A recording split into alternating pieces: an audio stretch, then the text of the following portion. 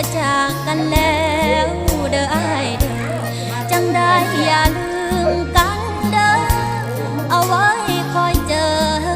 กันปีหน้าอายเข้าเมืองกรุงอย่าลืมสาวทุ่งอยู่ท้องนาวันที่13 เมษาให้อายกลับมาที่บ้านเฮาโชคดีเด้อละอา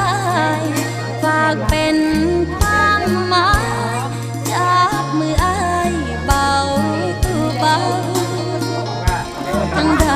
จังใดใจอย่าลืมคนเก่า